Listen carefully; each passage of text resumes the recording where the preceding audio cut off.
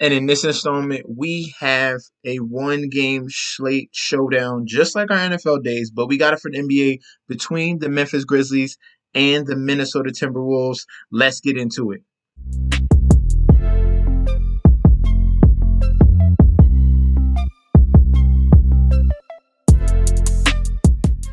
Hey, yo!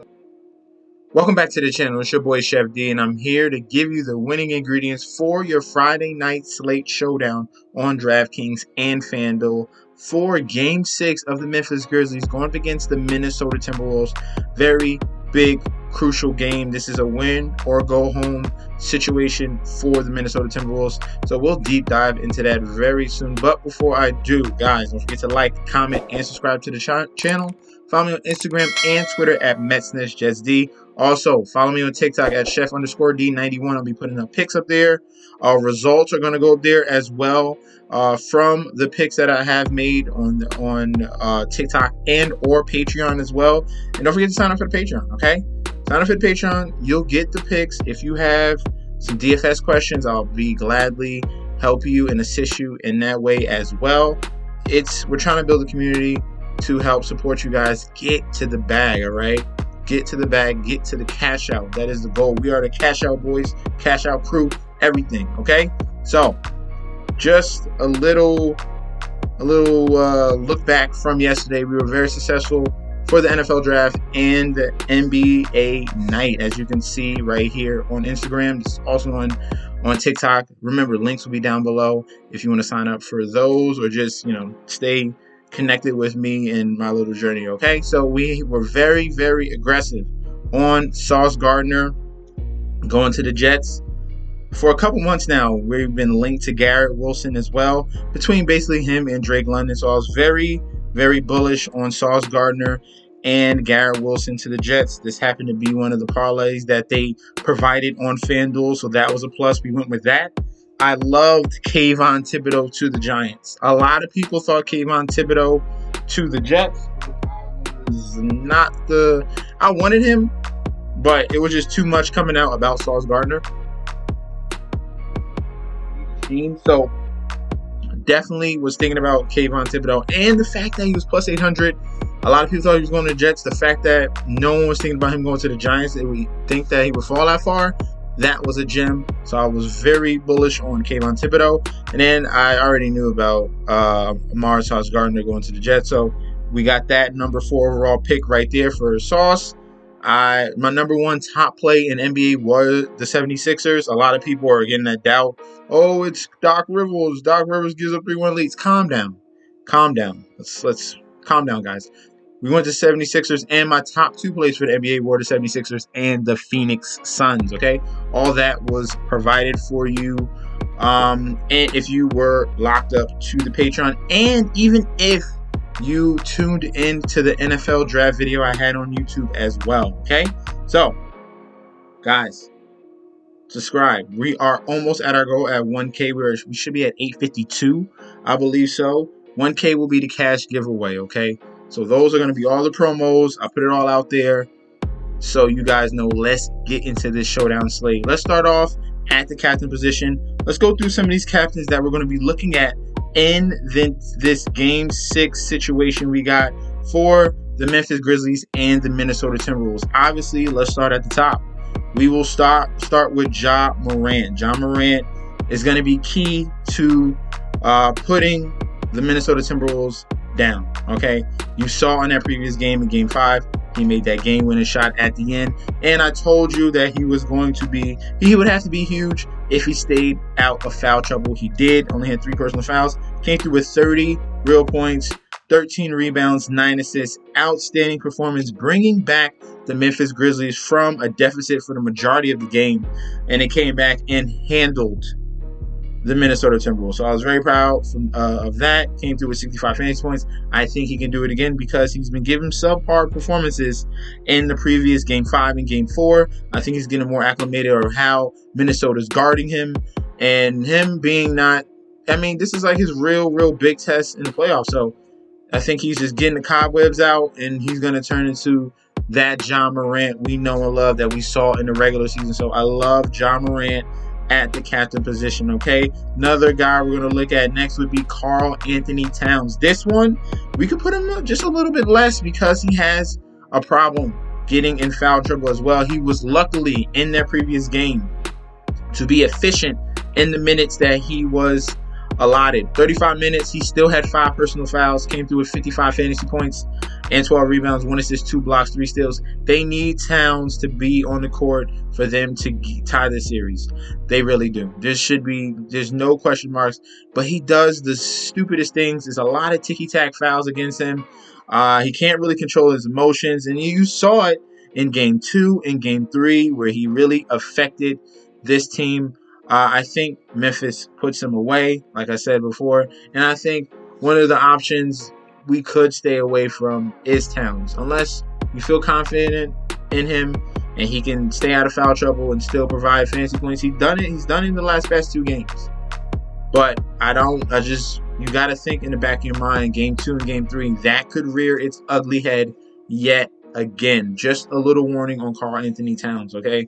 I have more trust in John Morant than I do Towns, because when John Morant was getting limited, he still was getting 40 fantasy points. When Towns was getting foul trouble, 23 and 33, I can't afford that if I'm paying top dollar for my star. So he will be notified. He will be in the captain talk, but with a grain of salt. Just there, hey, so you know. There's 2 sides to every story, okay? A guy that is going to be really key for this team, all right? So if Towns gets into foul trouble, think about the scenario. They need Anthony Edwards. They're going to need his 3-point shooting. They're going to need his assists, his rebounds, his energy that he brings, steals, a couple blocks here and there that he can do. He's going to have to go all similar to what he did in Game 1 with 54 fantasy points. He did good in Game 4 with 45. That was a winning effort as well. So anytime you see Anthony Edwards really providing a scoring punch, and really affecting the game on both sides of the ball, you see a winning scenario for the Minnesota Timberwolves. And I think at 9,400, I feel more comfortable with him more than Karl Anthony Towns, even though Karl Anthony Towns is the biggest mismatch. Okay, he is. Let's just be 100% on that. Okay, Anthony Edwards is a solid captain play as well. Let's continue to go down. Let's see if we can find any other gems at captain. D'Angelo Russell usually plays better at home. He's been very wishy-washy. I wouldn't recommend him as more of a captain option. If anything, he would be a flex play. BANE has been the most consistent Memphis Grizzly, okay? If you want to save some salary right here, this would be a solid option at the captain spot. As you can see, 3 straight games of over 40 fantasy points, okay? This could be where the train stops. We will see. But he's just been the most consistent one out of all of them, with the struggles to John Morant, with the struggles to Jaren Jackson, who we'll get to very soon. Desmond Bane has been that constant for the Memphis Grizzlies. I think he would be a very solid, safe pick at the captain spot. Save some salary, and then you can still fill in a top-tier guy in the flex position, okay? But Desmond Bane has some big upside. The 3-point shooting ability as well is good, and he is very strong defensively as well. He is not shy, sacrificing his body to get a loose ball or anything. I know you've seen that video. So Desmond Bane is a solid option as well. Let's see if we can find some other guys. Next guy will be Brandon Clarke, all right? Steven Adams has COVID or whatever, supposedly he has COVID. But he has stepped in as the lead minute center, okay? Tillman technically starts, but he plays for like 2-3 minutes, and then it's straight to Brandon Clarke. And you see the minutes there, 37, 29, 29, all right? Ever since they finally went small and realized, hey, we can switch everything, and look how productive he's been, okay? Yeah, 20 and 8, 15, 4 and 5, and in that last previous game, a big double-double, 21, 15, 3 assists, 1 block as well. So Brandon Clarke at 8K is another cheaper version that you can put at captain that's going to provide solid fantasy points and gives you leeway to fill out the rest of your lineup. So Brandon Clarke sneaky, Desmond Bane is sneaky, and another guy right here, Dillon Brooks. All right, I'm being heavy on Memphis because they got a lot of guys that are getting minutes that are productive. You know what? I'll put Dillon Brooks more. He's a flex play. Dillon Brooks is a flex play. We're going to say that right now. it's because of the peripherals. Yes, he can score. Will he give me others? All right. Will he give me other stats? And that's a no. That's a no. He would have to literally go off like 40 fantasy points for me to be willing to pay for his price at the captain spot, for him to pay off at the captain spot. So we're going to put him as a flex play, Dillon Brooks. Any other sneakier options at captain? I think we could just go towards those guys. Jaren Jackson is a huge risk because he just can't stay off the bench. Look at these fouls. 6 fouls. 6 fouls. 5 and 4 and 5. That's a huge problem, okay? He's another flex candidate. Let's go to Fanduel and focus on the other guys that we're going to put in to fill out the rest of our lineups, okay? Now, Fanduel runs the Showdown Slate as well, but they leave you 5 options instead of DraftKings 6. Same concept with the MVP giving double fantasy points. So you want to put your most important player at the top. Then it goes to your star, which is 1.5 times points. So your second most important. So like a little tiers, just like tiers, but where your top guys at is first, second, and then it goes all the way down, okay? So your top 3 are getting you extra points. Your bottom 2 are util. So in this scenario, I'm going to give you just some cheap guys to fill in at this util spot. I already told you the captains that we really love, and you can mix and match from MVP, star, and pro from there, okay? Now we're going to work in on the util guys. We're going to first look at Jared Vanderbilt. He's been getting more minutes as of late for the Minnesota Timberwolves. If you look at the game log here, struggled in the first 2 games, and then something clicked. As you can see, he can switch on to pretty much everyone. He's a big, longer, lankier power forward. He wasn't really in foul trouble, so I don't know what's the reason why they finally started playing more, but they did, and he was more productive. As you can see in Game 3, nice double-double, 10 and 13, 2 assists, 3 steals. In Game 4, 12, 8 and 1, and 2 steals. And then in Game 5, 6, 10, 1 block, 1 steal. So you're seeing some production there. I like his prospects as a util for this Friday slate. So Jared Vanderbilt is going to be one of our options there. Let's go down to, we're going to skip Malik Beasley, come to him a little bit later. Tyus Jones is another big play off the bench. He's been getting big minutes. He's actually from Minnesota as well, and he's been coming in very solidly in this second unit. It's usually D'Anthony Melton, but I don't know what happened. Tyus Jones has stepped up in this series and put some solid performances together, coming up with some big threes, chipping in with rebounds and assists and steals almost each and every game for Tyus Jones. I think he's solidified himself as a very good backup. Hopefully one day he gets an opportunity to start, but Tyus Jones has looked strong as a point guard for the Memphis Grizzlies. I like him as a util play on both sides, okay? Kyle Anderson, slow-mo here. He'll give you a nice, cheap amount of points, gives you the 15 to 20 range. If you're getting over in that, that's icing on the cake. Some minutes here and there. I was more expecting 25 minutes from him flat from Kyle Anderson. He's usually, they might mix and match him to start or come off the bench.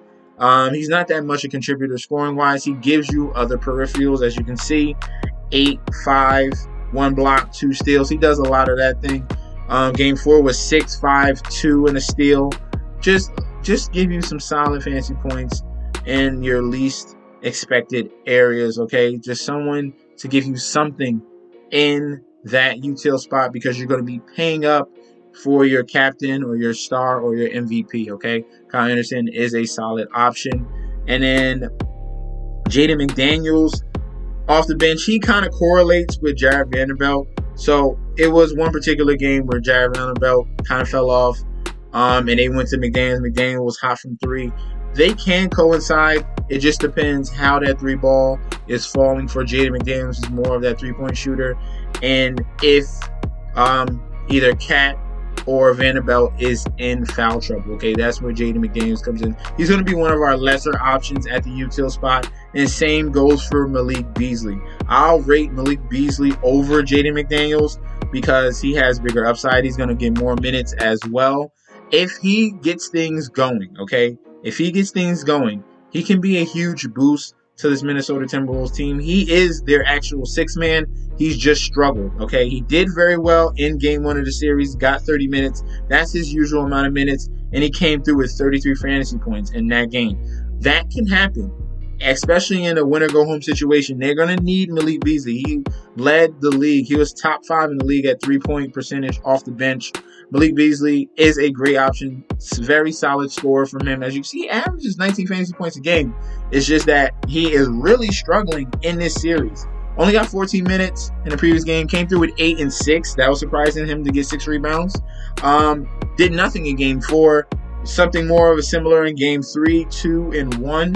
That's kind of normal around that 24, 25 and above range of minutes. Anything below that, that is a problem. Okay, that is a problem. But they will need Malik Beasley's scoring prowess to come through against Memphis in this game. So those will be the util spots that we're going to go with. Remember, our captains and our lock of the night will be Ja Morant, and will be other Memphis guys like Desmond Bane and Brandon Clarke. If we're looking at any Minnesota guys, we do like Cat. Watch out for foul trouble. But Anthony Edwards is going to be that next guy in line that needs to step up, okay? Thank you guys for tuning in. Let me know in that comment section down below if you have any other options at the captain spot, at the util spot, at MVP or star, if you're using Fanduel as well. I appreciate you guys for tuning in. Don't forget to like, comment, and subscribe to the channel. Follow me on Instagram and Twitter at MessageSD, and I'll be back with another video very soon. Peace out.